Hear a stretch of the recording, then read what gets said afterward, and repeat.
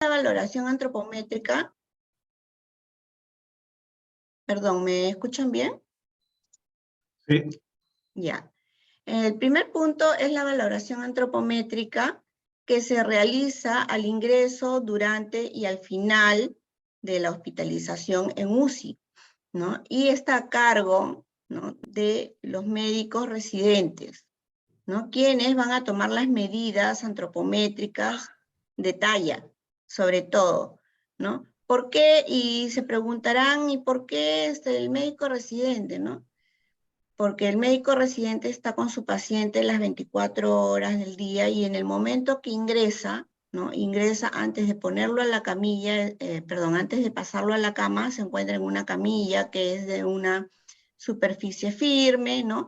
Y es el lugar más adecuado para poder tomar una talla, una buena medición, ¿no? Porque luego cuando ya lo colocan en la cama, pues el colchón es blando, ¿no? Se eleva la cabecera, se elevan los pies, las enfermeras ponen ciertos apósitos que dificultan la medición, ¿no? Entonces, como el paciente de repente puede ingresar en la madrugada, en la mañana, en la tarde, en la noche, ¿no? Es en ese momento que ingresa con su camilla, ¿no?, que deben de hacer la medición antes de pasarlo a la cama. Y esto no lo digo yo, sino que está descrito en una guía técnica que se realizó en UCI, ¿no?, para el mejor tratamiento nutricional de los pacientes. Bueno, aparte de la valoración antropométrica, también se debe realizar un tamizaje nutricional dentro de las primeras 24 a 48 horas, ¿no? En el Instituto de Salud del Niño se utiliza el Strong Kids, ¿no? Y luego, el tercer punto, la valoración dietética, que está ya más a cargo de la nutricionista de la UCI, ¿no?, que debe de evaluar si es que la leche, fórmula o nutrición que se le esté administrando, ¿no?, va de acuerdo a los requerimientos nutricionales que se han determinado, ya sea por calorimetría indirecta o por las fórmulas factoriales.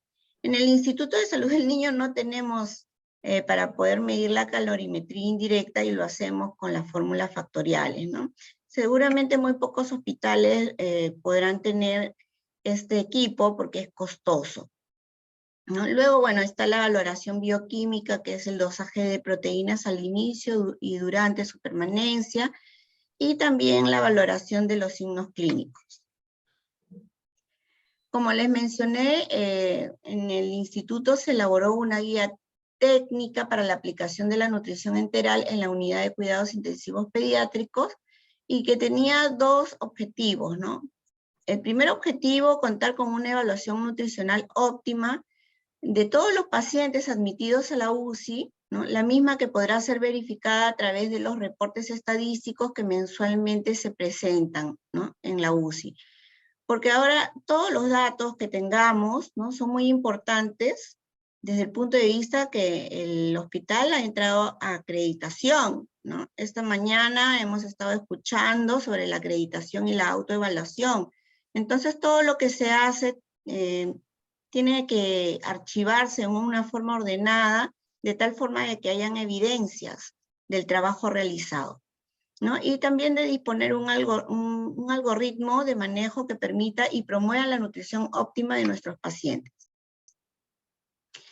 ¿Cuáles son las mediciones corporales que se van a realizar? Bueno, la longitud. En la UCI no medimos talla, sino longitud, porque el paciente está acostado, por lo tanto, es longitud, ¿no? Sea la edad que sea, ¿no?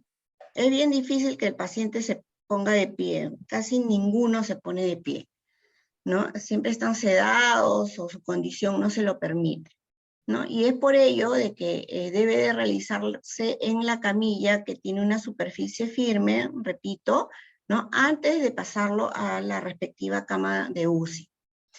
Luego, el peso, ¿no? Como ustedes saben, en el mercado existen diversos tipos de balanza, ¿no? Pero unas de las pediátricas son aquellas en que el niño tiene que sentarse. Entonces, pues como el niño está sedado, ¿no?, no puede sentarse, ¿no? Y muchas veces el niño tiene una longitud mucho mayor, ¿no? Que la longitud de la balancita, de las balanzas secas, que son las que tiene el hospital, ¿no? Y que son solamente hasta 20 kilos. Entonces, acá el personal tiene que cargar al paciente y por diferencia de peso en una balanza de palanca, ¿no? O digital, ¿no? Tiene que calcular el peso del niño, ¿no? Vean ustedes que en este caso el niño se encuentra prácticamente sin ropa, ¿no? Solo con su pañalito y hay que descontar el peso del pañal. Luego también es muy importante la medición del perímetro cefálico en menores de 3 años, ¿no? Ya que nos expresa el desarrollo neurológico, si es que está normal o si es que este niño puede tener riesgo de microcefalia o de repente de hidrocefalia o macrocefalia, ¿no?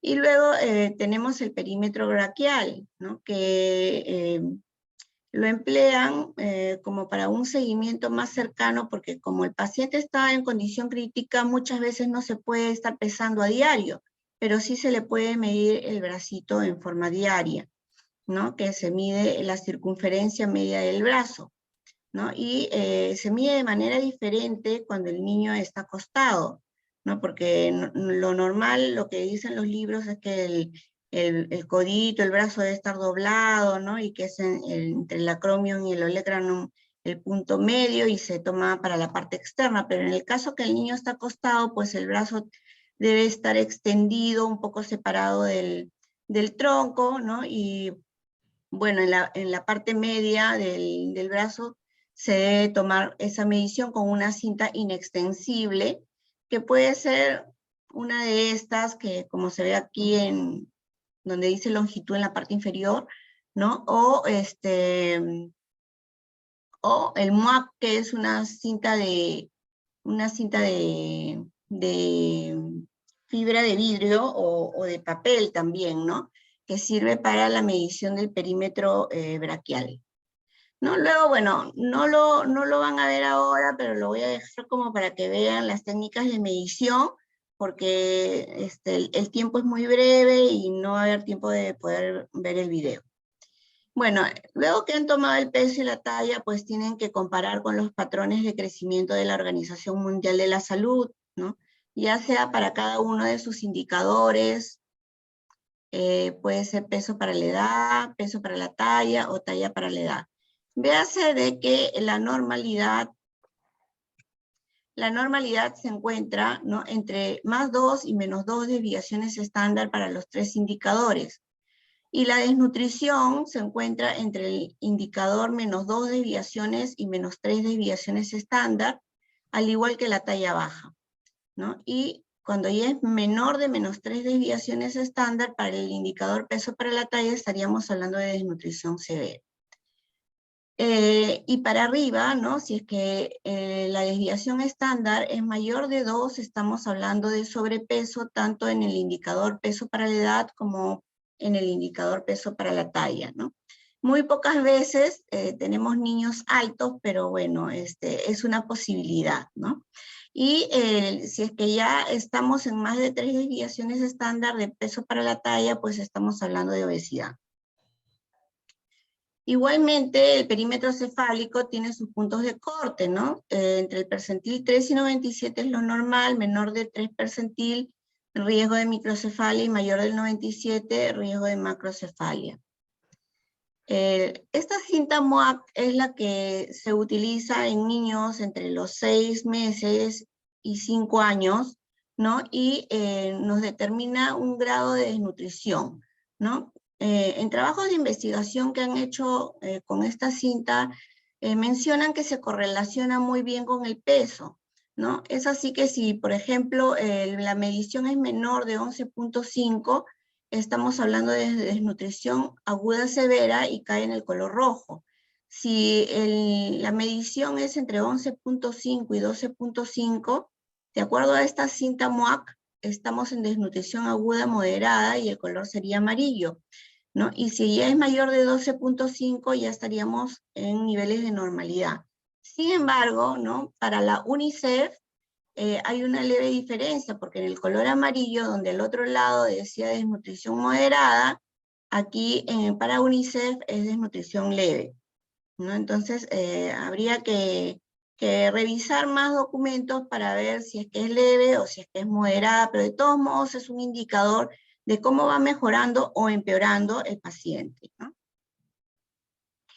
Luego tenemos para los niños que son mayores de 5 años, el indicador índice de masa corporal para la edad, ¿no? Que nos determina normalidad entre -1 y +1 desviación estándar. Sobrepeso entre +1 y 2 desviaciones estándar, y obesidad si está por encima de 2 desviaciones estándar. Para el lado izquierdo, ¿no? Tenemos riesgo de delgadez, que sería entre -2 a -1. Y delgadez si es que es menor de -2 desviaciones estándar. En cuanto a la talla, ¿no? Para la edad, en niños de 5 a 18 años tenemos niveles de normalidad si es que el valor es mayor de -1 desviación estándar. Riesgo de talla baja si es que se encuentra menor de -1 hacia -2. Y ya talla baja para la edad, o ya un diagnóstico de retraso en talla si es que es menor de -2. También para la valoración nutricional se utilizan las pruebas de tamizaje, ¿no? La Sociedad Americana de Nutrición Enteral y Parenteral, antes del 2010, ¿no? Recomienda realizar un tamizaje de riesgo nutricional, incluso recomienda, ¿no? El Strong Kids. ¿Y para qué? Para identificar en forma temprana a los niños que se encuentran en riesgo de desnutrición y poder tomar decisiones tempranas sobre la intervención nutricional requerida, es decir, qué fórmula le vamos a dar, cómo le vamos a dar, si está en condiciones de recibir fórmula enteral, o de repente no funciona el tracto gastrointestinal, optarán por una fórmula parenteral, ¿no? Bien, Cohen y colaboradores nos dice que a nivel de muchos países encontraron que las herramientas más usadas en la unidad de cuidados intensivos fueron el Strong Kids y el PIMS, ¿no? Y a pesar de que estas herramientas desde su creación no fueron creadas para poder evaluar pacientes en estado crítico, muchos países, ¿no? Muchas UCIs de muchos países las utilizan para evaluar, porque es una herramienta rápida, barata y que nos da una idea de cómo está el paciente, ¿no? Sin embargo, Aspen en el 2017 nos dice que ninguna de estas herramientas y otras más que existen, porque hay muchísimas, ¿no? Pero en UCI más se han utilizado estas dos, ¿no? Nos dice que ninguna de estas herramientas de tamizaje nutricional podría recomendarse en la práctica clínica, y que no hay consenso sobre qué herramienta de cribado nutricional sería la más adecuada al ingreso a la UCI, ¿no? Y recomienda, ¿no? De que sigue siendo la antropometría, ¿no? Es decir, la evaluación del peso y de la talla, lo más indicado para tener, digamos, una evaluación nutricional más certera que nos guíe sobre qué pasos vamos a tomar con respecto al monitoreo y qué fórmula va a tomar el paciente, ¿no? Y cómo se va a evolucionar posteriormente. Bueno, la herramienta aún así, ¿no? Que Aspen dice que no, bueno, muchos hospitales la seguimos utilizando, digo, porque la unidad de cuidados críticos del Instituto de Salud del Niño, pues sí utiliza el Strong Kids, ¿no? Que consta de 4 variables. Una de ellas es la evaluación clínica subjetiva, donde se trata de evidenciar si es que el paciente ha perdido peso, entonces le dan un punto, ¿no? Si es que tiene riesgo de enfermedades o enfermedades subyacentes, le dan 2 puntos, ¿no? Si es que la ingesta nutricional está incrementada o hay pérdidas, le dan 1 punto. Y si es que la pérdida, hay pérdida de peso o no hay ganancia de peso en menores de 1 año, ¿no? Durante las últimas semanas o meses, también le dan 1 punto. Sumando todos los puntos, se verifica en la parte inferior, como ven, ¿no? ¿Qué tipo de riesgo tiene? Si es que el puntaje salió de 4 a 5, pues tiene un riesgo alto. ¿no? Y dice que se debe asesorar nutricionalmente en forma individual y hacer un seguimiento. En la UCI eso significa de que debe tener su hoja de monitoreo nutricional, contabilizar cuánto volumen de fórmula o alimentos ha recibido, ¿no? Y eso cuánto de calorías y proteínas le está aportando al paciente y si es que por si acaso se acerca, ¿no?, a lo que ellos realmente requieren, ¿no?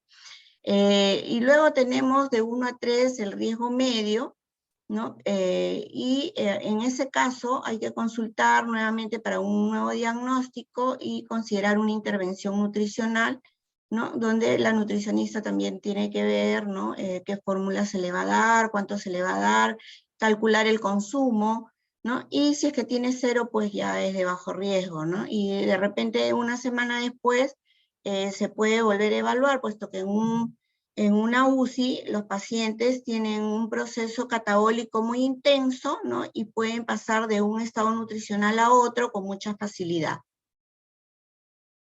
Bueno, acá en el punto 2 del Strong Kit decía si es que hay enfermedades subyacentes. Estas son las enfermedades, es una larga lista, ¿no?, de enfermedades, ya sean respiratorias, esta fibrosis quística, las quemaduras, cirugías grandes, síndrome intestino corto, cáncer, cirrosis, enfermedades renales, pancreatitis, ¿no? Y otras más, ¿no?, como traumatismos por accidentes, ¿no? Y todo eso nos da el puntaje aquí de 2 puntos, ¿no? Basta que tenga una de ellas. Bien. Luego tenemos aquí la herramienta de tamizaje PIMS, ¿no? Que es una herramienta que determina también el estado nutricional en el niño hospitalizado, y también consta de 4 pasos o variables, ¿no? En el primer paso se determina el índice de masa corporal y se compara con los patrones de crecimiento de la OMS, ¿no? Si es que se encuentra por debajo del patrón de crecimiento, o sea, si hay una desnutrición, pues se le da 2 puntos, ¿no?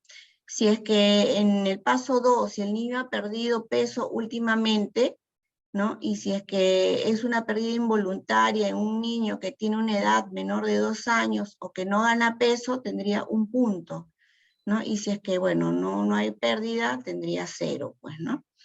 En el paso 3, si es que el niño ha disminuido su ingesta desde la última semana, ¿no? Hay niños que, por ejemplo, pueden tomar sorbos y otros que comen más o menos, un poco menos de lo que normalmente comen, ¿no? Entonces, si es que apenas toma sorbos o no quiere comer, entonces con eso no se va a conseguir nada, entonces tendría 2 puntos, ¿no? Y si es que, bueno, come un poco menos de lo normal, tendría 1 punto. Y si es que come normalmente, que no se da esa situación en la UCI, tendría 0 puntos, ¿no? En el paso 4, la condición actual del niño afectará su nutrición durante la siguiente semana. Bueno, de hecho que aquí en la UCI sí se dan ambas situaciones, ¿no? Que tiene poca ingesta, que sería 2 puntos, ¿no? Y que hay un incremento de los requerimientos, porque el cuerpo hace un catabolismo de su masa muscular para poder generar proteínas de defensa, ¿no? Y las famosas citoquinas, ¿no? Que se generan en un cuadro inflamatorio o de enfermedad, ¿no? Entonces se suman todos los puntos y si es que el puntaje es mayor de 2, pues requiere intervención nutricional, ya sea enteral o parenteral, ¿no? Si tiene 1 punto, en 3 días se vuelve a repetir la encuesta. Si tiene 0, se repite en una semana, porque el estado nutricional en un niño en estado crítico puede variar muy rápidamente, ¿no? Bueno, aquí, por ejemplo, este es un estudio del año 2021 realizado en Cuba y que utilizaron el PIMS, ¿no? En una unidad de cuidados críticos, ¿no? Y tuvieron una muestra de 55 pacientes, que es relativamente poca, ¿no? En pacientes de 29 días, ¿no?, hasta 18 años. ¿No? ¿Y qué encontraron? La conclusión fue que se ha demostrado una elevada validez diagnóstica en el reconocimiento del riesgo nutricional. Entonces, a pesar de que el ASPEN dice que no determina nada en niños críticos, en muchos países lo siguen usando. Y en nuestro instituto también, porque nosotros utilizamos el Strong Kids. Bueno, luego hay que evaluar pues los requerimientos nutricionales, ¿no?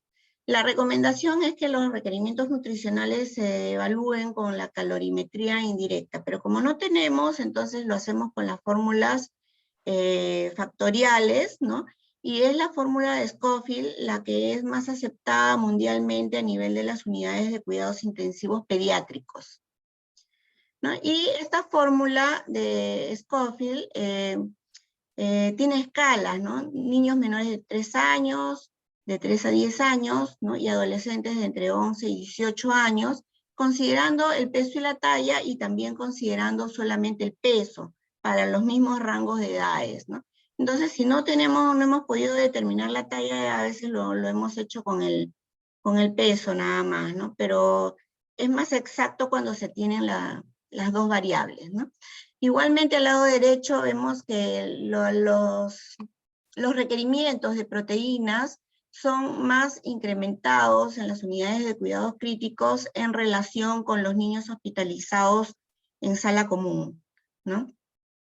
Entonces, en este cálculo del gasto calórico, no se debe considerar los factores de estrés. ¿Por qué? Porque como ustedes saben, cuando un paciente está estresado, ¿no? A tal punto de ir a una unidad de cuidados intensivos, pues se producen las fases ebb y flow, ¿no? Que tiene que ver con el metabolismo. Entonces al inicio, que es la fase ebb, ¿no? Que es una fase hipometabólica, ¿no? Gasta poco, y por eso se inicia con el 20% nada más de las calorías calculadas, ¿no? Y se va incrementando progresivamente, ¿no? Al día siguiente 20%, así hasta el quinto día llegar al 100%, entre el quinto y séptimo día se debe llegar al 100% de los cálculos por Scofield. Bueno, luego también se realiza una evaluación nutricional bioquímica donde se dosan proteínas y de acuerdo a los niveles se ve que el grado de desnutrición en el cual se encuentra el paciente, que puede ser leve, moderada o severa, ¿no?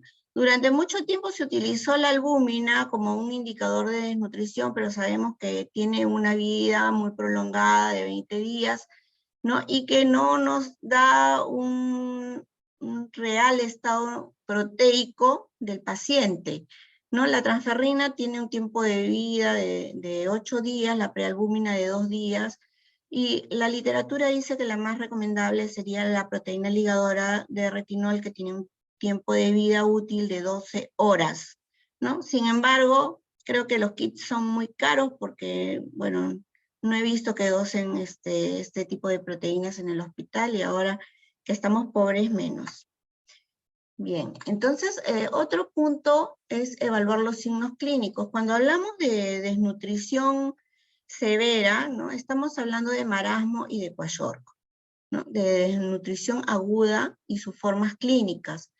El marasmo, pues, sí lo vemos todavía, el marasmo, ¿no?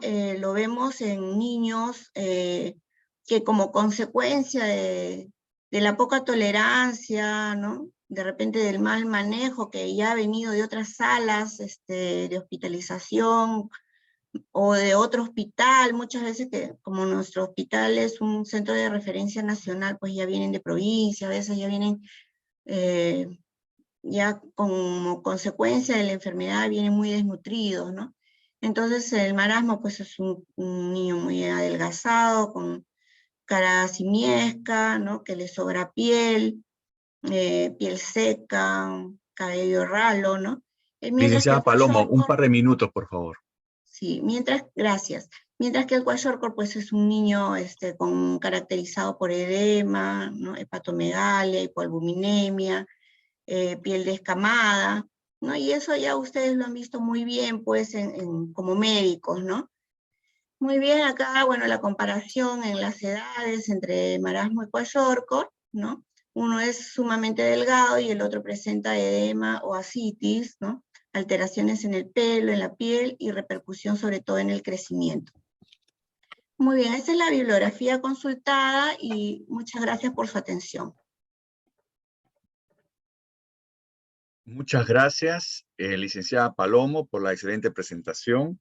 Vamos a pasar de inmediato a la siguiente exposición para que al final sean las preguntas. Y tenemos un tema interesante, el siguiente, que es retos nutricionales en la unidad de cuidados intensivos pediátricos. Y la exposición va a estar a cargo de la doctora Rosa León Paredes, que tiene una amplia experiencia en la unidad de cuidados intensivos, es intensivista pediátrico y es del servicio de la UCI del Instituto Nacional de Salud del Niño en Breña. Doctora León, la escuchamos. Buenas noches. En primer lugar, agradecer el tiempo que me están permitiendo para poder compartir acerca de la malnutrición en niños, ¿no? Previamente les voy a hacer una pequeña introducción para ver sobre los retos, que es el tema principal. Sabemos que la malnutrición en los niños admitidos a la UCI está presente y la prevalencia puede variar dependiendo de la serie, de 20 a 47%. Ya también está presente el reporte de obesidad, porque cuando hablamos de malnutrición nos vamos a referir a los extremos. Es tan malo estar en déficit como en exceso. Entonces ya en los reportes ya aparece el dato de obesidad. Y obviamente va a variar los datos y por la prevalencia si estamos hablando de países en desarrollo y de países en vías de desarrollo. Ustedes ahí pueden observar los datos y la variación, ¿no? En la UCI del Hospital del Niño hemos tenido una amplia variación. Hemos ido desde un 70% cuando hablamos de 2012, 2013, y esto ha ido disminuyendo 60, 45. El último reporte que tenemos, bueno, es el penúltimo en realidad, de esto que fue elaborado 2018-2019, teníamos un 26% de malnutrición de los niños que ingresaban a la UCI, correspondiendo a desnutrición el 20% y a obesidad el 6%.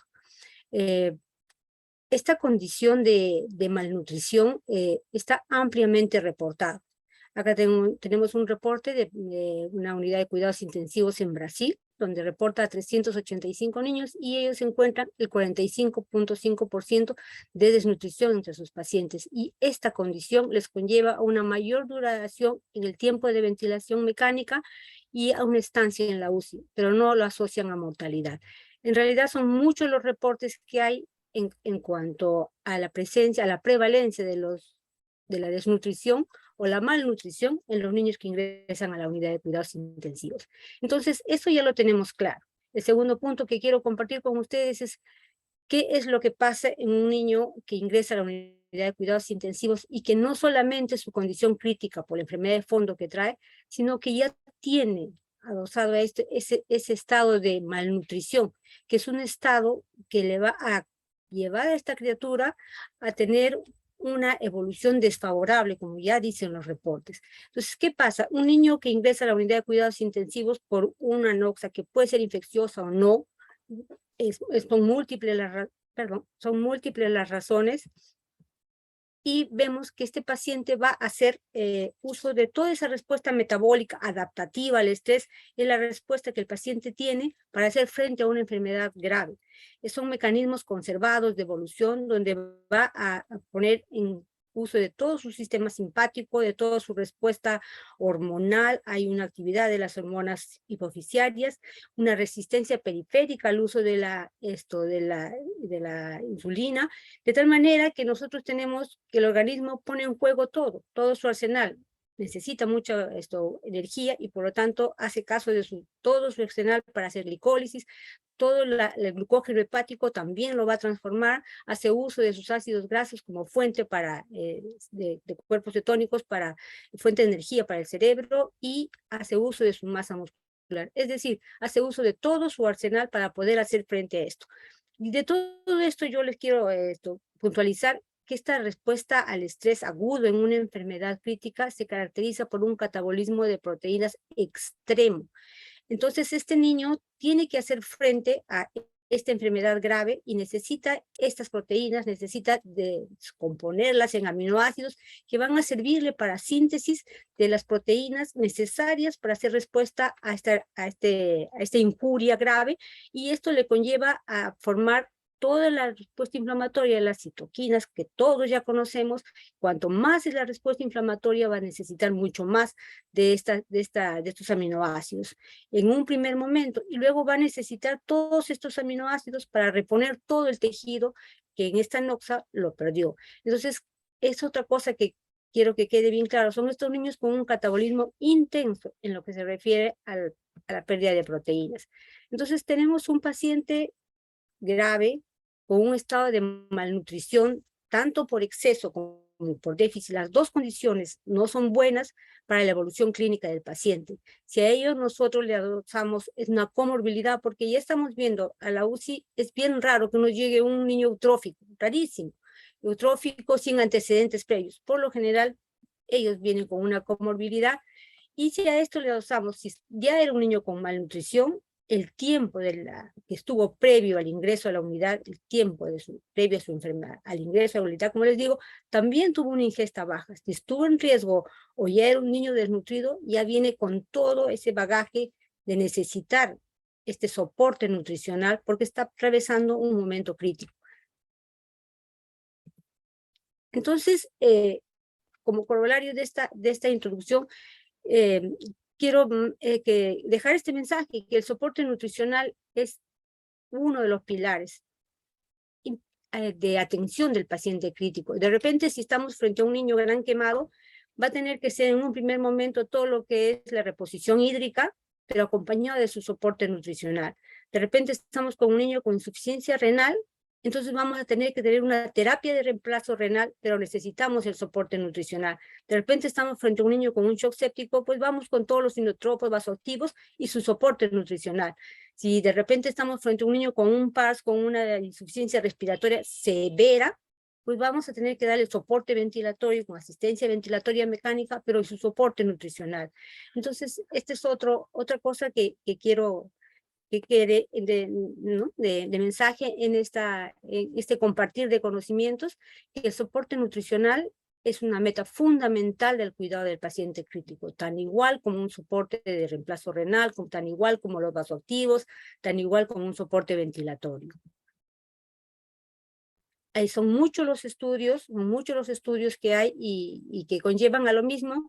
Les traje el doctor Meta porque es uno de los que tiene más estudios publicados y que dice lo mismo, ¿no? Que estos niños con malnutrición, esta malnutrición les lleva a un estado en los que la evolución clínica se va a ver que son niños que tienen más días de ventilación mecánica, son niños que tienen más estancia en UCI, son niños que tienen más riesgo de infecciones asociadas al cuidado de salud. Como les había comentado Patricia, el gold estándar para medir las necesidades calóricas es calorimetría indirecta, pero también es cierto que no todas las instituciones, es decir, muy pocas instituciones tienen este equipo para poder medir. En este estudio hicieron la medición por calorimetría indirecta y les dieron el aporte que se hace con lo que todo el mundo hace con sus fórmulas, y se vio que había una sobrealimentación. Ustedes pueden ver que había una subalimentación en el 21%, una alimentación adecuada en el 18% y una sobrealimentación, o sea, una entrega de calorías en el 60%. Entonces, existe un alto porcentaje de niños que son sobrealimentados. Entonces, de tanto riesgo es sobrealimentarlos como dejarlos en déficit. Generalmente las patologías críticas son más hipercatabólicas que hipermetabólicas. Y es el mismo mensaje que dio Patricia, vamos a tener mucho cuidado en dar, es lo que va a enfrentar el niño, más es una disminución y una necesidad de proteínas más que de calorías. Este es otro estudio, el penúltimo, como les decía, y también pues nosotros encontramos ahí la prevalencia de desnutrición en niños, ¿no? Y esta primera parte es lo que nosotros teníamos y lo que nosotros sabíamos y lo que nosotros habíamos encontrado en la UCI. Y ahí viene el primer reto al que enfrentamos y fue la oportunidad de poder ingresar a este estudio. Es un estudio internacional, multicéntrico, liderado por el Hospital de Boston. Y nos dio la oportunidad de conocer un poco más de lo que estaba pasando en la unidad, nos dio la oportunidad de poder compararnos con otras unidades y nos dio la oportunidad de saber que teníamos muchos puntos para mejora de la calidad de atención. Este estudio hizo que unidades muy similares, con las características similares, fueran agrupadas como UCIs hermanas y pudieran ser comparadas, ¿no? Participaron 59 UCIs y a nosotros nos dieron el número 33 y nos agruparon con otras UCIs hermanas, que fueron 19 UCIs, nosotros estábamos en este grupo y nos dieron, una vez concluido el estudio, nos dieron una evaluación de lo que pasaba con nosotros, nos permitieron los datos para poder compararnos con las UCIs que eran similares y también nos dieron los datos de todas las unidades, ¿no? Y acá, con estos datos que ellos nos pidieron y nosotros entregamos, pues nos pusieron en un grupo de UCIs hermanas para poder hacer la comparación. Y en este punto está cómo calculábamos nosotros el requerimiento energético, y como lo dijo Patricia, nosotros en esa oportunidad lo hacíamos todo con los datos que nos daba la Organización Mundial de la Salud, y es así igualmente pasaba en las hermanas y también en todas. O sea, ahí había una similitud. En lo que sí había discordancia es nosotros al 100% de nuestros pacientes le usábamos en ese momento un factor de estrés extra al cálculo que hacíamos. En cuanto a la prescripción, por ende, como usábamos un factor extra, teníamos una prescripción nosotros un poco mayor que lo que entregaba el resto. Eso fue un punto. Y luego, en cuanto a la ingesta de proteínas, pues estábamos igual que el resto, tanto de las hermanas como el del total de UCIs que participaban. Esto fue otro punto. Aquí en este cuadro pueden ver nosotros somos la línea roja y las hermanas, la azul, y el total está en negro. Y aquí en este cuadro lo que quieren es ver es cuánto de lo que nosotros prescribíamos el niño lo recibía. Nosotros decíamos, este es el 100% que le corresponde, y a lo largo de 10 días íbamos avanzando. Y ustedes pueden ver que nuestro avance era lento, y al final de los 10 días, en cuanto a requerimientos calóricos, estábamos llegando a los 35, al 35% de lo que nosotros habíamos programado como 100% para este niño. Nos pasó igual en la entrega de proteínas. Una vez que uno les calculaba a las criaturas lo que les correspondía, nuestro avance en 10 días era también lento y llegábamos solo al 40%. Ahora, las demás unidades tampoco completaban al 100%, pero tenían por lo menos un 60% de su objetivo, lo conseguían a los 10 días, y ustedes pueden ver tanto en calorías como en proteínas, su curva era mucho más ascendente que la nuestra. Todo esto nos permitió ver muchas oportunidades para mejora, y de eso se trata, es la ventaja y la bondad que tiene poder entrar a estos estudios y compararse y ver qué es lo que está pasando, qué estamos haciendo bien y qué podemos mejorar. En cuanto al soporte de nutrición enteral y parenteral, estábamos bien. Nosotros estábamos casi en un 77%, estábamos con nutrición enteral, y parenteral un 12.5%, que más o menos estaba equiparado. Donde sí teníamos un poco bajo era dar el mixto. Y luego, ya analizando los casos, nos dimos cuenta, porque esperábamos mucho para esperar iniciar hacer la nutrición mixta. Eso fue un punto que pudimos ver al revisar los casos. En cuanto al inicio de la nutrición enteral, temprano, tardía, también es un buen punto, porque nosotros, al igual que las otras unidades, a las horas de ingreso a la criatura, ya teníamos nosotros el 56% que había iniciado la nutrición enteral. Es muy similar a lo que pasaba en el resto de unidades. En cuanto al protocolo, nosotros no teníamos en ese momento una guía y un protocolo que nos permitiera optimizar la entrega y minimizar los riesgos de no dar la nutrición enteral. Tampoco es que el resto las tuviera, pero por las hermanas, que eran muy similares a nosotros, el 42% sí las tenía, había un 60% que no tenía, ¿no? Y era otro punto. Y esto es también un cuadro muy importante porque nos permitió ver qué barreras teníamos nosotros para optimizar esta entrega de nutrición enteral, y se vio que los pacientes que iban a entrar a ser extubados o intubados, pues tenían un tiempo previo que no recibían, y que esto no estaba estipulado de cuánto podía ser, a veces hasta 24 horas. Los pacientes que entraban a sala de operaciones también, previo su ayuno, y después también tenían un ayuno prolongado, y otro grupo de pacientes que porque no había una buena tolerancia o porque teníamos el hábito de medir el residuo gástrico. Entonces, esas eran las razones por las que eran barreras por las que nosotros no podíamos hacer un buen uso de esto. Y esto, al conocer todo esto, porque como le mencionaba, teníamos estudios, sabíamos cuánta prevalencia había, y los años iban variando, pero no teníamos más datos. Este estudio permitió abrir mucho, nos entregó muchos retos para iniciar, y el primero de este es el que se elaboró, y yo tengo que hacer una mención del doctor Tantalian como líder de este equipo. Él lideró esto, y con toda esta información que pudimos obtener, se hizo la guía técnica que está publicada, y los invito a que la visiten y que la obtengan y que la revisen, y esto está publicado en la página. Otro gran reto era que hasta ese momento no había un equipo como tal, ¿no? Entonces, toda la ayuda que podíamos obtener de las licenciadas de nutrición, no estábamos trabajando en equipo. Esto ha cambiado notablemente, y eso es una cosa muy buena. Ahora tenemos tanto el médico como los residentes ahí en los cálculos, hablando y compartiendo y viendo la necesidad y la importancia que tiene de hacer ese soporte nutricional.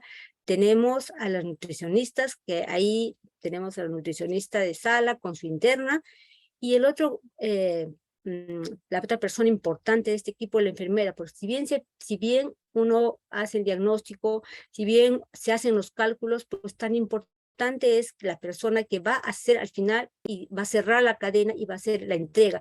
Si todos estamos muy conscientes de la importancia de este soporte nutricional, de lo que significa darle y estar ahí, hacer un avance, hacerle su diagnóstico, hacer sus cálculos, decir cuánto es el 100% y cómo vamos avanzando diario, y que nuestra curva mejore, y que nosotros aspiramos a que al 10º día, de repente no al 100%, porque eso no se ha visto, pero sí hay muchos reportes que nos hablan que entre los 7 y 10 días yo debería ya tener las 2/3 partes de lo que yo he calculado para el niño. Entonces es todo un equipo que está presente para cerrar este círculo y a poder hacer entrega de un soporte nutricional adecuado para este niño. Eso es uno de los grandes retos y logros de la unidad, que hemos podido hacerlo en base a tener conocimiento de cuáles eran nuestras barreras, de cómo tenemos que trabajar, y eso es muy bueno. Entonces, tenemos una guía, tenemos un equipo multidisciplinario a cargo de este paciente. Hemos visto que ni el déficit ni el sobrepeso, esa malnutrición no es buena para el paciente crítico. Y los siguientes retos está en esa adherencia a la guía. Obviamente la guía tiene que irse actualizando, pero no tenemos todavía una adherencia total a la guía. Eso es lo que falta. La evaluación nutricional debería ser de todo niño, tampoco estamos al 100%, es otro reto que tenemos en la unidad, y tenemos conocimiento de eliminar estas barreras que retrasan el inicio en algunos casos, o que retrasan el mantenimiento de la nutrición enteral. Una vez que ya hemos iniciado y estamos en buena curva, de pronto hay una cirugía que se posterga y el niño tiene muchas horas de nutrición, o de repente no hay una adherencia total y la criatura pues es extubada y puede pasar si es extubada en la tarde, puede quedar hasta el día siguiente sin reinicio ni el mantenimiento de una nutrición enteral que ya había sido iniciada. Otro reto importante que nos queda en la unidad es el generar nuestra propia evidencia, generar nuestros datos para optimizar y mejorar la entrega de estos nutrientes. Es tan importante ese trabajo, y y es otra cosa pendiente que tenemos, que tendríamos que hacer lo mismo, pero a nivel nacional, y no dejar de participar en estos estudios internacionales que de una u otra manera, por el respaldo técnico que ellos tienen, pues nos brindan ayuda en el sentido de que podemos identificar áreas de mejora de la calidad, ¿no? Es muy, muy importante. El último que se ha hecho, bueno, el último que se ha hecho en la región, acá en Latinoamérica, está liderado por la Sociedad Latinoamericana de Cuidados Intensivos Pediátricos. El doctor Santiago Campos ha tenido la amabilidad de prestarme algunas diapositivas. Es el estudio de NutriPIC, que está hecho para América Latina y pronto, imagino, va a publicarse. Y han intervenido 13 países con 42 unidades. Y ahí podemos ver la prevalencia de malnutrición, se ha hecho con peso, longitud, índice de masa corporal, peso de edad, y ahí podemos ver a Perú. Como han visto, teníamos años antes peores cifras, ahora la cosa va mejorando. La obesidad está presente y cada vez más, antes no veíamos niños obesos y de iniciar con un 6%, ya vamos en un 11.8%. Y con tendencias ahí incrementando. Y lo último que quería mencionarlos es que no solamente vamos a alimentar porque queremos que gane peso, porque no queremos que pierda la masa muscular, o porque estamos cuidando ese diafragma, porque luego nos va a ser difícil poder liberar al niño del soporte ventilatorio, porque ese diafragma ya con tantos días de ventilación, con corticoides, relajación, probablemente nos va a dar mucha tarea poder liberar a esta criatura del ventilador mecánico. Pero más que sus músculos, más que su diafragma, y más que muchas otras cosas que podemos recuperar, lo más importante es que si nosotros no le damos la debida importancia, pues estamos haciendo que este niño que nació y que vino acá con todas las capacidades, con todo un potencial para desarrollar, cuidemos ese desarrollo cerebral, su desarrollo cognitivo, para que pueda pues alcanzar todo lo que este niño, para lo cual vino dotado, ¿no? Es muy importante saber que no estamos nutriendo solo músculos y talla y ganar peso, estamos cuidando ese cerebro. Eso es todo lo que tenía para compartir y gracias. Muchas gracias, doctora Rosa León, por la excelente exposición. Y finalmente tenemos el tema a cargo del doctor José Tantalián de Afieno, ¿no? El doctor Tantalián es un experimentado intensivista pediátrico, profesor principal de la Universidad Nacional Federico Villarreal, una amplia experiencia en investigación, y él nos va a tocar justamente un tema en relación a esto, aspectos para investigar en el niño crítico. Adelante, doctor Tantalián. Gracias, doctora de la Isla. Buenas noches con todos. Y claro, cuando uno dice fechas a investigar o aspectos a investigar en niño crítico, dice, pero ¿qué tengo que preguntarme ahí? La verdad que hay que darle de comer al chico y punto. Pero la verdad que es un poco más que eso. O sea, si uno ya cuando trabaja en cuidado intensivo se da cuenta de que el escenario es algo diferente. Primero que la malnutrición, como nos han mostrado ya la doctora León, Patricia, Palomo, que es algo frecuente, está asociada a mortalidad y morbilidad, y también tenemos ciertas dificultades e inexactitudes en las mediciones antropométricas y no tenemos los mismos indicadores para poder hablar de las mismas cifras de malnutrición en la UCI. Y además, este escenario se complementa con un escenario muy particular en el niño crítico. El niño crítico ya puede ingresar con déficit, de hecho lo hace la mayoría de las veces, aun cuando no sea aparente. Tiene un estado hipermetabólico, como se les ha mencionado, en el cual hay un gran gasto, sobre todo proteico, y donde una situación en la cual no pueden comer mucho. Pues la cantidad de ingesta está limitadísima, ¿no? Sea por condiciones gastrointestinales, neurológicas, de apetito mismo. Y a mí de residente, bueno, hace muchísimos años, ¿eh? En la década, antes de la década del 80, me hubieran preguntado quién es el desnutrido de estos niños, y yo no tenía ninguna duda de responderlos. Y probablemente muchos de ustedes no, el clásico marasmático está acá metido, este es un niño eutrófico, o parece eutrófico al menos. Este es un niño que está sumamente desnutrido, pero no está en condición crítica. Esa mirada es de otro tipo. Este paciente no parece desnutrido, pero está en condición crítica. Entonces, uno de los cambios en los paradigmas que hemos tenido que observar y experimentar en ABUSI es esto, entender que este tipo de niños, estos niños, tienen una particularidad que no son visibles de inmediato, y eso engaña, nos ha engañado durante mucho tiempo, y aparentemente no hemos hecho mucho caso de estos niños. Y por eso la nutrición no ha sido justamente lo más importante en los pacientes pediátricos de cuidado intensivo, ¿no?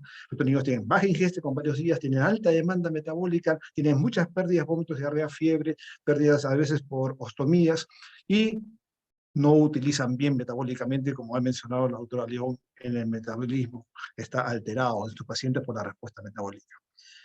Estos son algunos de los temas, y he puesto puntos suspensivos ahí al final, porque efectivamente la lista da para más, hay muchísimo más de lo que las diversas publicaciones están mencionando respecto a solo el hecho de investigar los aspectos nutricionales en el paciente, en el niño críticamente enfermo. Miren ustedes la cantidad de temas pendientes que hay, los caminos por donde uno puede andar para poder buscar respuestas que pueden ser útiles para la unidad misma, como se ha estado planteando.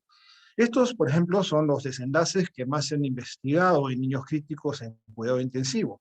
Y hay dos tipos de variables de desenlace que se han buscado. Uno son los desenlaces nutricionales propios, digamos, respecto al residuo gástrico, respecto a la adecuación proteica, cuánto le damos de proteínas, cuánto le damos de calorías, respecto a la tolerancia a nivel gástrico o intestinal, y las complicaciones. Son una de las frecuentes variables de desenlace en nutrición.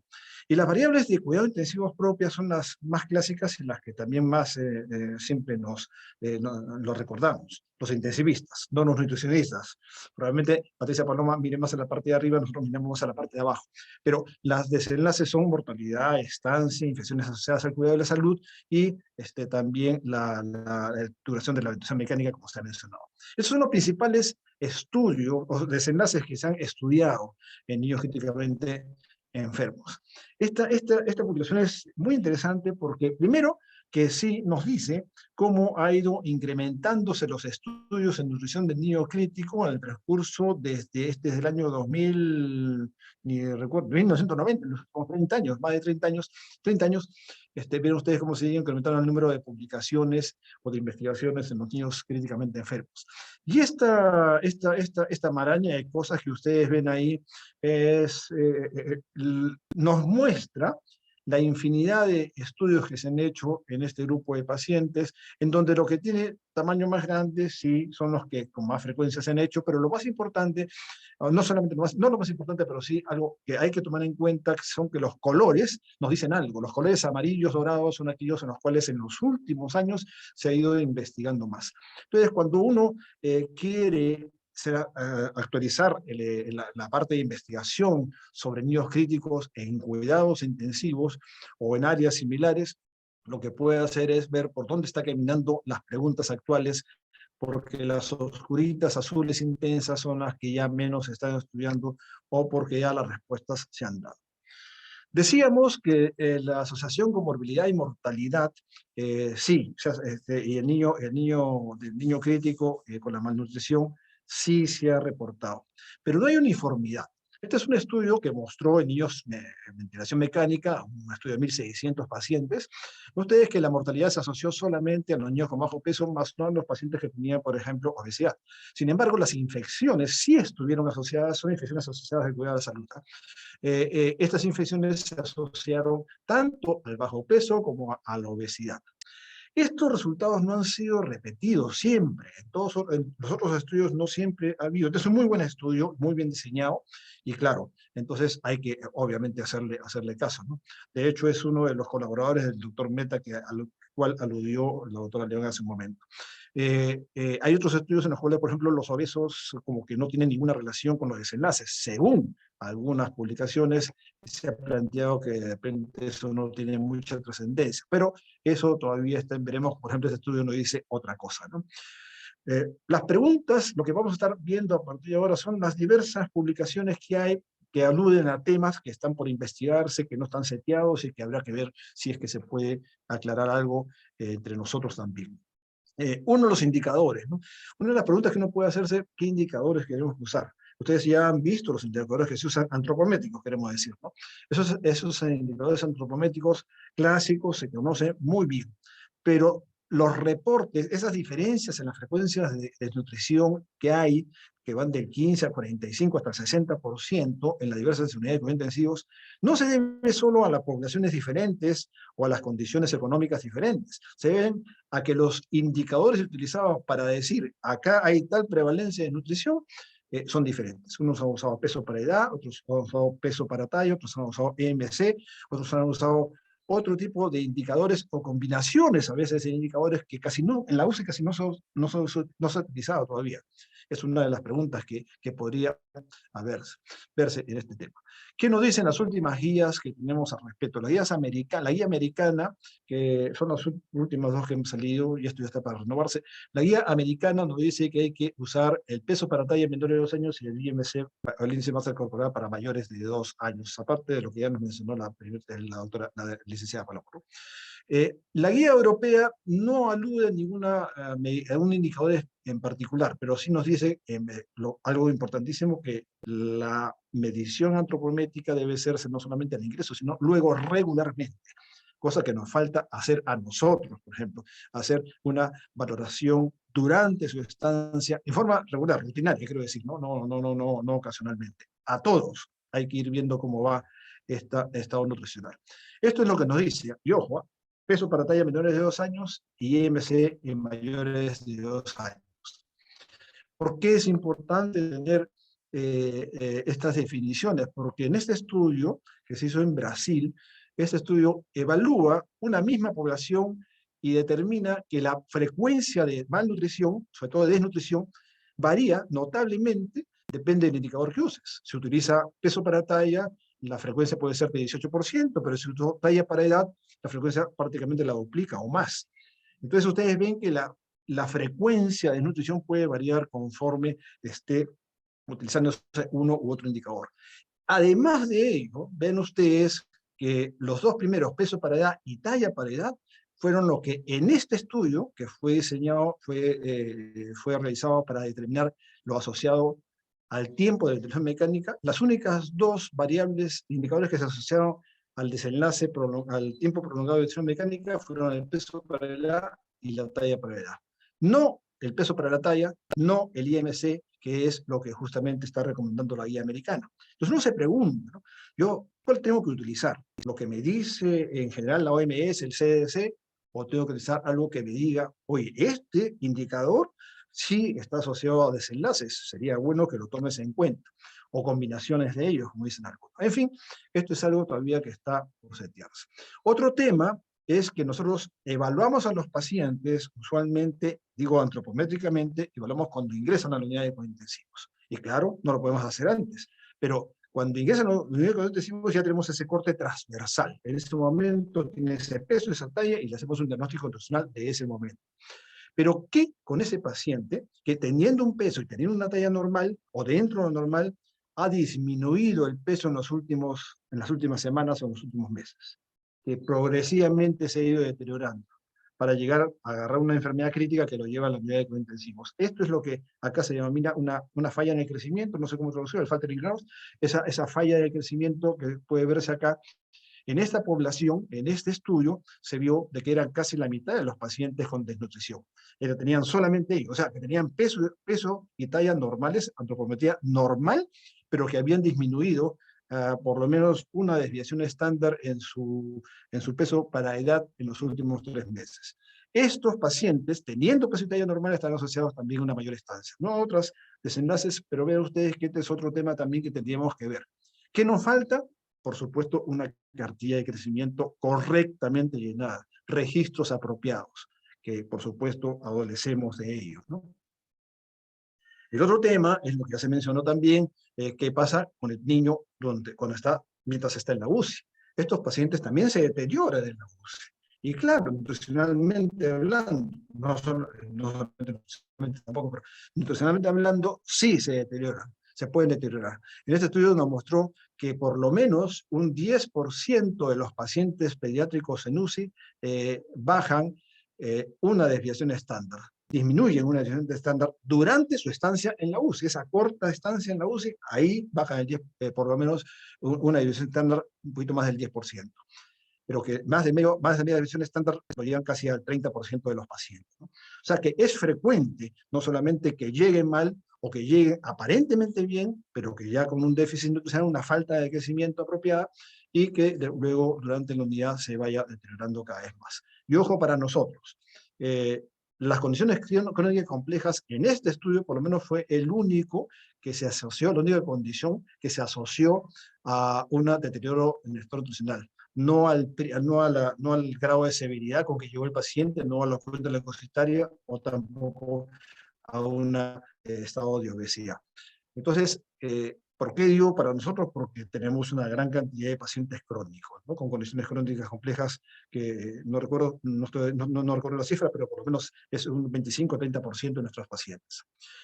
El otro aspecto que podemos abordar también, estamos dando solamente un pantallazo del asunto de qué cosas se pueden ver desde el punto de vista de investigación en nutrición de niño crítico, es la nutrición temprana. Nutrición enteral temprana. Todos sabemos que hay que promover la nutrición enteral. La vía natural es la mejor. Si no se puede por la vía oral, pues por vía nasogástrica, una zona nasogástrica permite el uso de la vía enteral, que es lo que se recomienda de preferencia en el paciente críticamente enfermo, adulto y niño. Y cuanto más temprano es mejor, porque claro, si el paciente está hipercatabólico, perdido, bueno, hay que darle de comer y lo antes posible y lo más posible dentro de lo que se puede tolerar, ¿no? Entonces, la nutrición enteral temprana está asociada a diversas ventajas, como ustedes pueden ver ahí. De hecho, la mayoría de las unidades de cuidados intensivos actualmente ya comienza su nutrición enteral. Ya no esperar 3, 4 días, 2, 3 días. No, en las primeras 24 horas o las primeras 48 horas ya se inicia, como nosotros también, ¿no? Ya estamos iniciando tempranamente nutrición enteral. No en las cantidades 100% de sus requerimientos, pero sí en forma progresiva. Y como ustedes pueden ver ahí, también se ha demostrado, o se ha mostrado en este metaanálisis, que esto puede disminuir la mortalidad. Pero acá viene pues alguien que también nos echa un poco de agua fría a esta cuestión de la nutrición enteral temprana. Es decir, hay una corriente muy fuerte al respecto de la nutrición enteral temprana, a enfatizarlo. Pero él se hace una pregunta, estos investigadores se hacen una pregunta.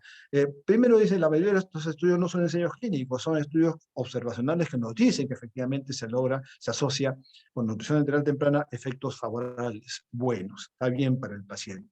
Ellos hacen un estudio de una base de datos, que es el estudio de Pepanic, que es un ensayo clínico anterior, y sobre esa base de datos que ha sido registrado como un ensayo clínico, sobre eso trabaja. Y ese estudio lo utiliza para hacer un análisis multivariado, para ver dos cosas. Primero, ver si es que aquellos pacientes que recibían un aporte nutricional X, este aporte nutricional está asociado a ciertas condiciones clínicas, ¿no? O sea, algunos recibían por su condición clínica, ¿no? O sea, más o menos aporte nutricional. Y el segundo punto, ver si es que ese aporte nutricional, alto o bajo, se asociaba a desenlaces, que encontraron, claro, algunas condiciones clínicas estaban asociadas a mayor aporte o a menor aporte. Claro, el que está más grave recibe menos, pues, ¿no? O sea, que el paciente que está distendido, que está más grave, yo tengo más temor de iniciar tempranamente una nutrición enteral. Lógico, y ese es algo natural dentro del personal de cuidados intensivos. Mientras que está más estable, bueno, pues entonces le doy. Entonces, la primera cuestión es, dice, caramba, de repente lo que estamos aportando en nutrición enteral temprana no es beneficioso por ellos, sino son pacientes que están menos graves que los otros. Y el segundo punto fue que el bajo aporte nutricional se asoció con los desenlaces solo en el análisis univariado, o sea, con los clásicos desenlaces de infecciones asociadas, estancia y duración, se encontró asociación en el univariado. Pero cuando se hizo el ajuste de multivariado, ajustando para otras variables que pueden ser confusoras, solo hay hipoglicemia. No se asoció a ninguno de los de los desenlaces que estamos mencionando ahí. O sea, esto nos dice, y finalmente ellos concluyen que no hay asociaciones independientes entre el aporte de nutrición enteral temprana y los desenlaces clínicos como estos que han encontrado entre mortalidad, estancia o infección. Y por ello plantean de repente, que hacen la pregunta si es que esta corriente de nutrición enteral temprana es realmente válida y hay que sostenerla. Y acá viene otro camino al respecto, ¿no? La mayoría del aporte nutricional a los niños críticos y adultos también han resultado en ensayos clínicos un fracaso. O sea, no existe ningún estudio que haya sido fehacientemente claro en decir esta intervención nutricional para los pacientes críticamente enfermos funciona. Entonces, ¿por qué no funciona? Bueno, esta es una cuestión que ustedes y todos nosotros deberíamos sospechar desde siempre porque nos decían los profesores del siglo pasado, ¿no? O sea, todos los seres humanos somos diferentes. Hay enfermos, hay enfermedades, ¿no? O sea, y esta es una frase bastante conocida y bastante cierta además, ¿no? Nosotros hemos tratado las intervenciones igual que nuestros tratamientos también, ¿no? O sea, finalmente es algo similar, el tratamiento o la intervención de un ensayo clínico. En en un ensayo clínico X, por ejemplo, si consideramos toda la población uniformemente igual, va a responder a una intervención de una manera igual. Y realmente si no vemos ningún efecto de intervención, será porque o es ineficaz o de repente no hemos seleccionado bien los pacientes que tendrían que haber sido seleccionados. En realidad la población de UCI, como la población de todo el mundo, en todo sitio, en todo lugar, es diferente. Hay niños que pueden ser capaces de responder a esa intervención, otros no, y otros de repente hasta le puede ser dañino. Entonces, uno tiene que identificar en la población que se está estudiando cuáles son los potenciales respondedores a esta intervención. Igual que el tratamiento médico, que también hay que individualizar, ¿no? Ustedes ya conocen seguramente. Hablando de investigación, esto significa que tenemos que identificar, y lo que se plantea en este estudio es el uso de biomarcadores para investigar. Todavía no hay ninguna cosa establecida, pero es un dato interesante. Por supuesto, es una intención de seleccionar a los pacientes apropiadamente. Para abordar este tema de la nutrición enteral temprana y ver cómo se maneja, hay que recordar que los pacientes críticamente enfermos en la respuesta metabólica a la cual ya se ha aludido hace un momento, tiene varias etapas, ¿no? Todos los niños, tienen una etapa aguda, una etapa de estabilización, luego viene la recuperación y después viene incluso la crónica, después del alta a la UCI. Lo mismo sucede con la respuesta metabólica al estrés, exactamente lo mismo. En el tiempo, la respuesta metabólica no es estática. O sea, el hipermetabolismo que tenemos en la fase inicial no es el hipermetabolismo que tenemos en la fase de estabilidad o en la fase de recuperación. Entonces, cuando uno mira cómo es la respuesta, donde hay una pobre síntesis proteica o inhibida por debajo de lo normal, si esta línea recta continua, hablamos del estado basal, pues el estado de síntesis proteica es bajísimo, hay una alta inflamación, una producción de glucógeno endógeno enorme, bastante alta, un recambio proteico bastante elevado también. Que eso va cambiando, como ustedes pueden ver en el tiempo, va cambiando uno y otro, y todo lo que vemos recién de una resíntesis, una estimulación de la síntesis proteica es recién al final o ya en la fase crónica. Recuerden ustedes, la mayoría de intervenciones que se han hecho para investigar los efectos de la intervención nutricional en niños críticos ha sido en la fase aguda. Y esto no parece ser correcto, porque yo no puedo tratar a todos los pacientes como si estuvieran solo en la misma fase, ¿no? Y esto es uno de los errores que se ha visto. Hemos visto la fisiopatología como una cuestión estática y no lo es estática. Definitivamente no lo es, y esta gráfica nos demuestra muy claramente que la respuesta metabólica es diferente, por lo tanto la aproximación metabólica debe ser diferente. Y esto es lo que se plantea en esta propuesta, en pacientes con sepsis, en el cual uno puede ver en verde cómo se recomienda aplicar cómo debería ser el aporte energético. En la fase aguda, dado a la alta producción endógena de glucosa, debería darse no muchas calorías, porque no vas a generar más hiperglicemia y incapacidad para manejarlo. Y ya luego en la fase de recuperación puede ir subiendo hasta aumentar muchísimo ya en la fase crónica, ¿no? En las proteínas, más bien se ha recomendado el uso normal o elevado desde el comienzo, ¿no? Y eso es algo también que se está cuestionando en este momento, pero esto es lo que se está planteando actualmente. Recuerden ustedes, el único que de repente de este paciente crítico que no debe limitarse desde el comienzo el aporte energético son los pacientes malnutridos porque esos requieren apurar un poco, o no sé cuánto, pero deben apurarse, no es lo mismo que un paciente eutrófico, deben apurarse en la consecución de sus necesidades energéticas. ¿Por qué vamos a este punto? Que es lo que se llama la crononutrición, ¿no? Darle nutrición apropiada de acuerdo al momento que está viviendo metabólicamente el paciente. En este punto, entonces, lo que estaríamos viendo es que darle poco aporte energético al paciente es lo que se llamaría una subalimentación. Y sobre esta subalimentación es que se han realizado varios estudios en adultos y en niños, porque la fisiopatología viene a ser la misma. Pero cuando uno ha hecho esos estudios, vean ustedes, acá es un ensayo clínico, en esta curva de supervivencia pueden ver de que no hay diferencia en la mortalidad entre aquellos pacientes que recibieron una dieta con casi el 80% de sus calorías, de sus requerimientos calóricos, versus otros que recibieron la mitad de ese aporte calórico. Entonces, no hay diferencia en la mortalidad. O sea, darle menos comida no genera mayor morbilidad y mayor mortalidad. Esta es la primera conclusión que se hizo en adultos. Este es un estudio en niños, en el cual se usa la nutrición parenteral precoz o tardía. Precoz, ojo, en las primeras 24 horas. La nutrición parenteral. La nutrición tardía se hace después de 8 días. En los pacientes que tienen nutrición parenteral tardía, que están en rojo, en los dos gráficos, acá se ve la estancia y acá se ve la mortalidad, ven ustedes que sí, los pacientes que tienen una nutrición parenteral tardía tienden a tener una alta más pronta de la unidad de cuidados intensivos, que es significativa según el análisis. En cuanto a la mortalidad, también hay una menor mortalidad, más supervivencia, en los pacientes que reciben una nutrición parenteral tardía. Esto, ojo, no logra significancia estadística, aunque tampoco está muy lejos, ¿no? 0.08.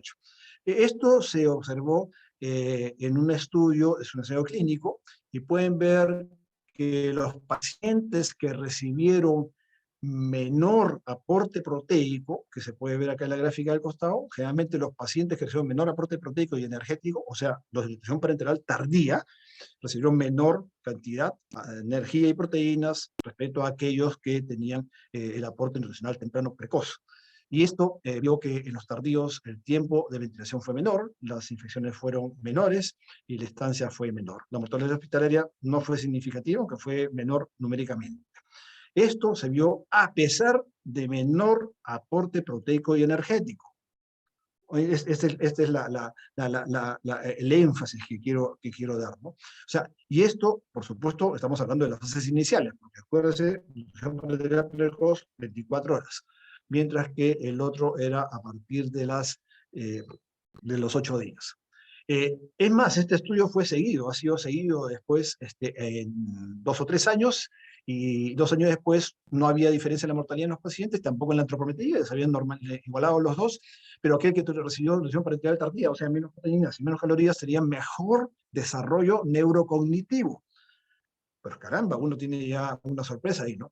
Y 4 años después, que ya se salió publicado este año, que miden el desempeño físico, o sea, la fuerza que tienen los niños para hacer tales o cuales actividades, y esta no fue diferente entre los que recibieron más aporte proteico o menos aporte proteico. Entonces, comenzamos otra vez a replantearnos todo lo que creemos. ¿Qué es lo que parece ser causal de este asunto? Bueno, esto ya no tiene que ver con la investigación. Bueno, sí tiene que ver con la investigación, pero no con la que estamos planteando. Estamos un poco lejos de ver esto, a menos que sea a nivel molecular.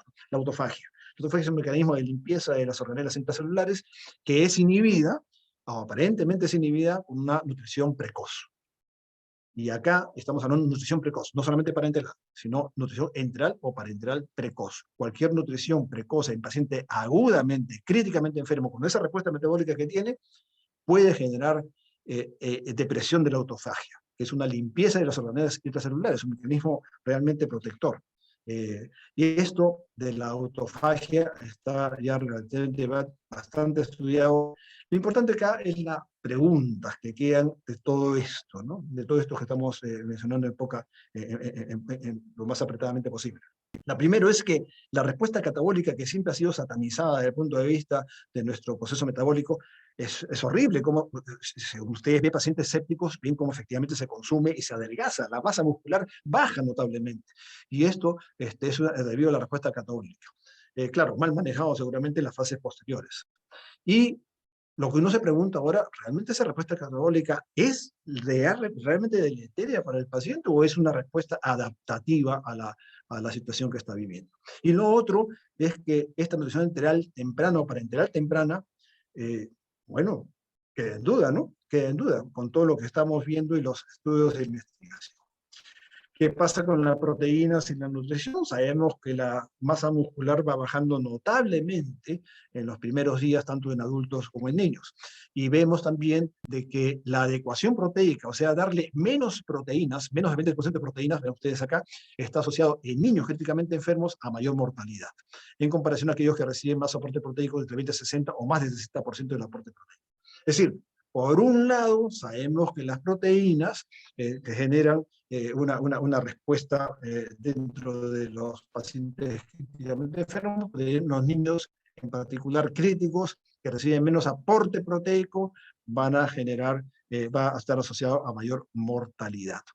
Esto ahora nosotros podemos ver las masas musculares más fácilmente con la ecografía, ya se está afinando este tema de modo que tenemos una arma que puede ser de utilidad para la investigación del aporte proteico en la nutrición y también lo que es la rehabilitación en los pacientes críticamente enfermos, niños críticamente enfermos con su masa muscular, que es un problema, como mencionó la doctora León también, en cuanto a lo que es el diafragma, la masa, los músculos respiratorios, etcétera, etcétera. Recordemos, sí, de que en relación con las proteínas y la energía, sus relaciones y sus asociaciones con la mortalidad son diferentes. Cuando uno compara el aporte energético en los niños críticamente enfermos, está en esta gráfica, se ve que es una gráfica en U. Quiere decir que a menor aporte energético o a mayor aporte energético, en ambos extremos se va a asociar a mayor mortalidad, mayor probabilidad de muerte. O sea que esta parte que está abajo es la que se acerca más a los rendimientos calóricos que más o menos se cree que debe recibir, hablamos en este caso un adulto. Pero las proteínas no, conforme se incrementa el aporte proteico, acá está el aporte proteico, conforme se incrementa el aporte proteico, ustedes van a ver de que la mortalidad disminuye. Es directamente relacionado. Entonces, esto por un lado. Pero por otro lado también, cuán rápido debemos darle aporte proteico. Y esta es la pregunta que nos hacíamos hace un momento. Vean ustedes este estudio en adultos, muestra que la mortalidad en aquellos que recibieron tempranamente más proteínas fue, tempranamente sí, fue mayor que aquellos que recibieron menos proteínas en la fase inicial. El aporte inicial, ¿no? O sea, el aporte temprano de proteínas está también asociado a una mayor mortalidad.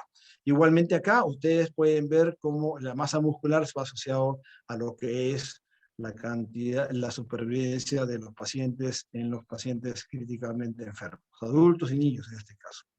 Y un penúltimo aspecto para ver en estos pacientes es el residuo gástrico, también que ese fue uno de los temas que nosotros tuvimos en el estudio al cual se refería la doctora León hace unos años, y en el que era una de las razones por las cuales se suspendía la dieta en nuestra unidad, ¿no? Después se ha visto, mire, este estudio es posterior a al estudio que participó la doctora León, el residuo gástrico no se relaciona ni en adultos, primero fue en adultos y después en niños con la aspiración, regurgitación y neumonía, efectos colaterales que siempre se han atribuido a una distensión gástrica, a un residuo gástrico, ¿no? Este estudio es relativamente, no tan reciente tampoco, pero habla de 2 unidades de cuidado intensivos en la cual uno mide el residuo gástrico en forma rutinaria y el otro no lo mide. Entonces ven acá ustedes el que mide y el que no mide. Y ven ustedes que el vómito durante los 4 días que ha ido el paciente con o sin, no, ninguna diferencia, ¿no? Ninguna diferencia en lo que es la frecuencia de vómitos. Y tampoco ninguna diferencia en lo que es la neumonía asociada a ventilador, que se creía también era debido al residuo gástrico. Así que esto también se ha dejado un poco de lado. Ya las últimas guías están indicando que no se recomienda el uso rutinario de residuo gástrico en niños críticamente enfermos. En adultos ya se hizo esa guía también hace unos años. Esta es la última lámina en la cual ustedes pueden ver cuáles son las prioridades de investigación en niños críticos por 2 instituciones. Me gusta más esta, la de SNIC, en la cual uno dice qué pasa, ¿no? De acuerdo a lo que hablamos de las partes proteicas. ¿Qué pasa con los aportes proteicos altos o bajos? ¿Cuál es el desenlace? Que si tan temprano voy a administrar, vale la pena administrarlo temprano, como hemos visto esos estudios medio contradictorios en adultos, y luego otros, cómo hacemos para preservar la masa muscular, el impacto de la rehabilitación temprana, etcétera, etcétera. O sea, hay varios, estos lo pueden ustedes revisar en reciente publicación al respecto, ¿no? Ellos dicen, una de las frases que he extraído de este documento es que las investigaciones, lo voy a leer tal cual, en el campo nutricional del paciente crítico, del niño crítico, han logrado que el soporte nutricional, con la lámina que terminó justamente la doctora León, ¿no? Han logrado que el soporte nutricional deje de ser un cuidado coadyuvante para ser parte de la terapia real, natural, propia del niño críticamente enfermo. O sea, y así debería ser. O sea, dejemos de soslayar al paciente que está en cuidados intensivos desde el punto de vista nutricional. Quien no come, quien come no muere, decía, ¿no? Mi abuela y las abuelas de ustedes seguramente. Así que, y es lo mismo, o sea, hay que saber comer también, ¿no? O sea, no solamente dejarle de comer, sino hay que saber comer para estos niños que están en una situación muy, muy particular. Bueno, este es el reto que tenemos, estas son las brechas, algunas de las brechas, por supuesto, no hemos visto todas, en investigación que tenemos en el paciente críticamente enfermo. Gracias.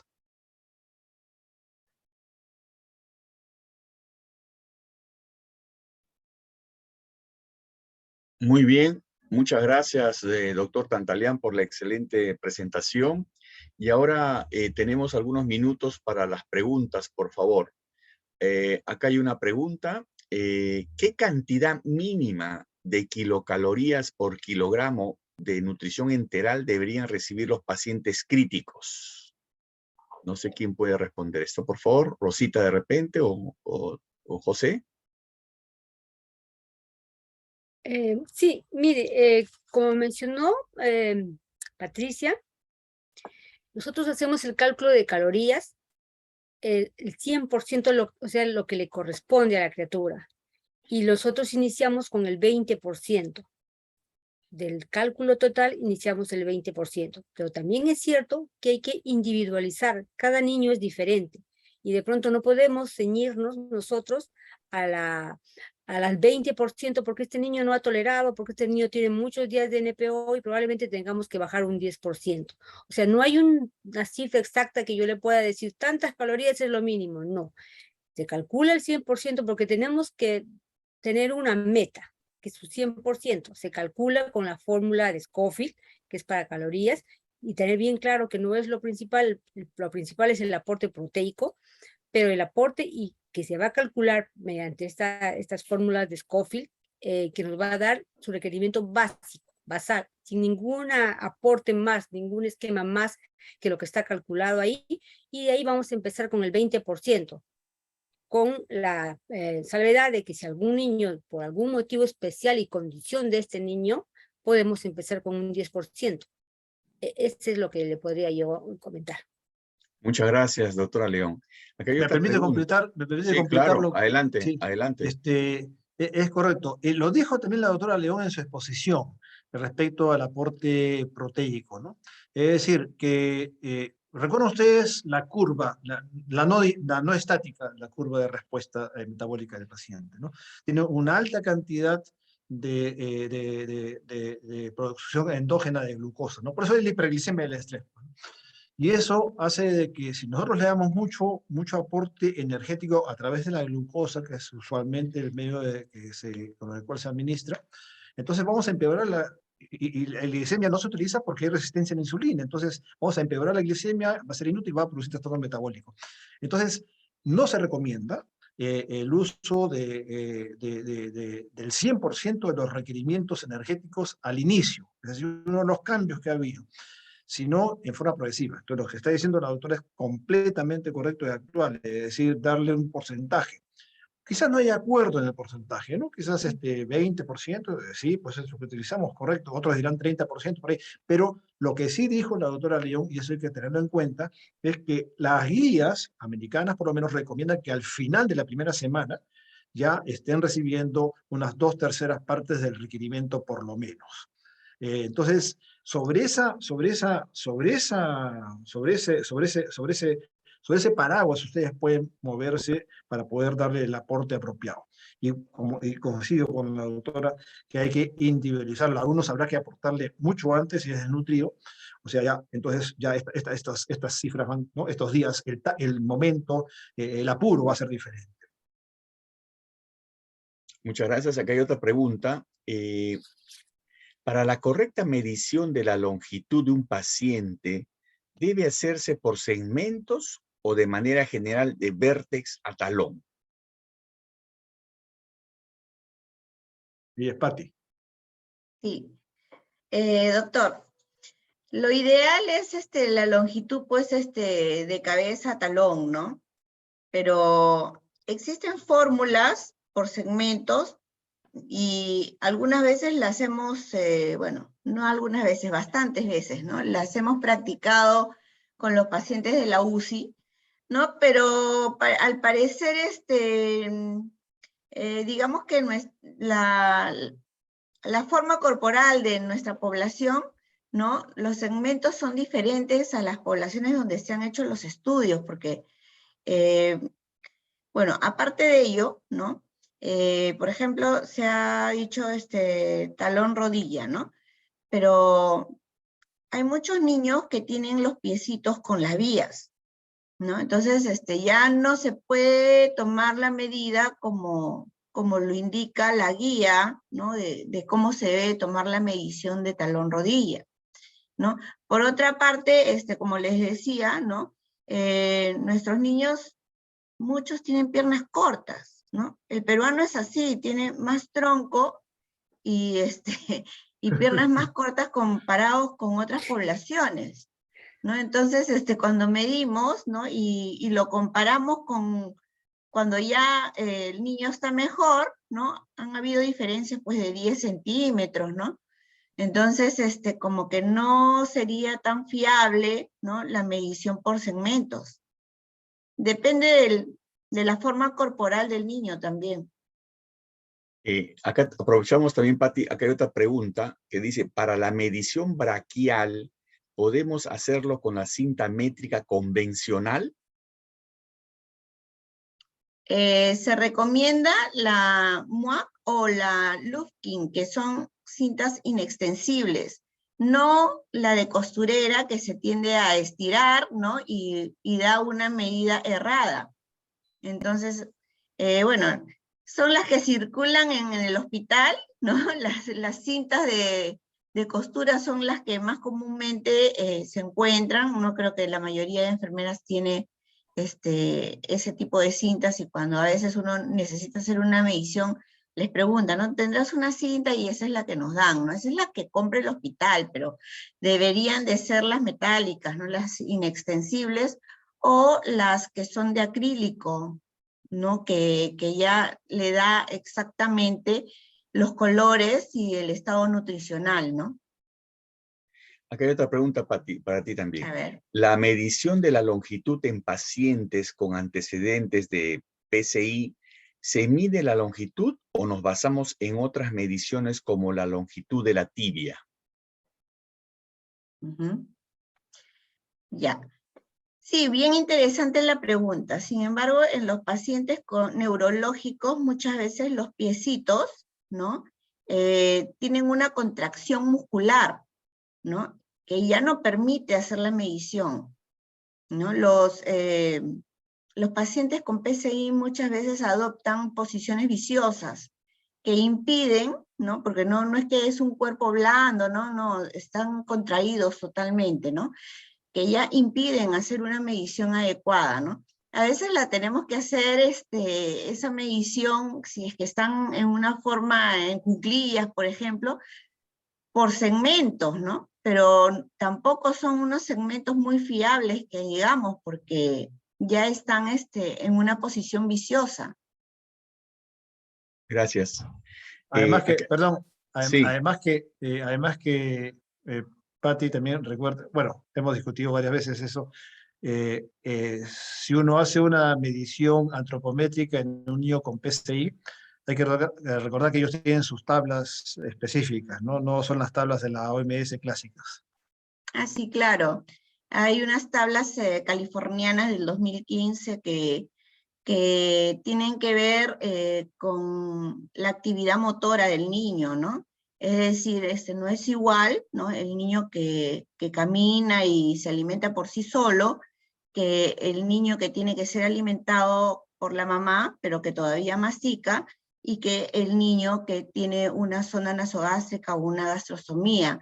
Para cada niño hay una gráfica diferente, para cada caso, ¿no? Porque la limitación de la actividad física o de la actividad motora, que también tiene que ver con la masticación y deglución, va afectando el estado nutricional.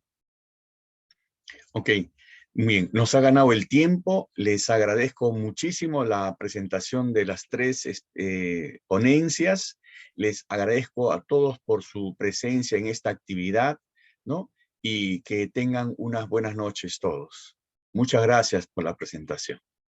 Gracias. Gracias a todos también. Gracias. Buenas Gracias, noches. doctor, por la invitación y buenas noches con todos. Buenas Gracias. noches a todos. Hablamos. Hasta luego. Gracias. Muchas gracias. Excelente exposición. Muy agradecida. A ustedes.